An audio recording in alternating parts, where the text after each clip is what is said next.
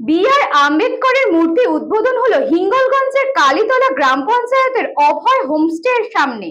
উত্তর 24 পরগনার বসিরহাট সুকান্ত হিঙ্গলগঞ্জ ব্লকের কালীতলা গ্রাম পঞ্চায়েতের অভয় হোমস্টের সামনে দলিল সাহিত্য একাডেমির পক্ষ থেকে বি.আর. আম্বেদকরের মূর্তি উদ্বোধন করেন হিঙ্গলগঞ্জের বিধায়ক দেবেশ মণ্ডল। কুড়েখালী সাহিত্য পত্রিকার শুভ সূচনা হলো একই সঙ্গে হিঙ্গলগঞ্জের বিধায়কের হাত ধরে। এই দিনের এই শুভ উদ্বোধনে উপস্থিত ছিলেন হিঙ্গলগঞ্জের বিধায়ক দেবেশ মণ্ডল, দলিত সাহিত্য একাডেমির সহসভাপতি আশিস হীরা, হেমনগর কোস্টাল থানার ভারপ্রাপ্ত আধিকারিক মোনাইম হাসান, কালীতলা গ্রাম পঞ্চায়েতের প্রধান শ্যামল মণ্ডল এবং বি.আর. আম্বেদকরের মূর্তির উদ্যোক্তা অরূপ গায়েন এবং বিশিষ্টজনেরা। এই সর্বপ্রথম হিঙ্গলগঞ্জ এবং সুন্দরবন লাগোয়া প্রত্যন্ত সুন্দরবন এলাকায় বি.আর. আম্বেদকরের মূর্তি উদ্বোধন হলো। এদিন এই অনুষ্ঠানে কলকাতা থেকে এবং একাধিক জায়গা থেকে পর্যটকরা এই অনুষ্ঠানে আসেন। তারা বিশেষভাবে জানান যে সুন্দরবনের এলাকাতে এসে ভীষণই ভালো লাগছে।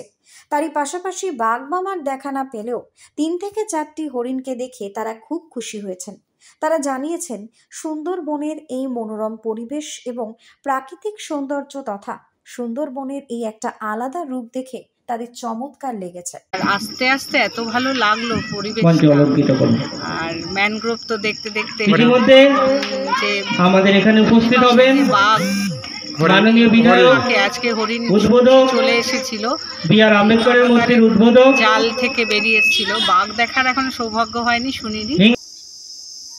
শামশেরনগর অভয় হোমস্টের তত্ত্বাবধানে আম্বেদকর মূর্তির শুভ উদ্বোধন হলো। উদ্বোধন করলেন মাননীয় বিধায়ক শ্রী দেবেশ মণ্ডল মহাশয় এবং সমাজের বিভিন্ন বিদ্বজ্জনেরা। আর এই অঞ্চলে এই অনুষ্ঠানে সাকসেস করার জন্য সবাইকে অভিনন্দন।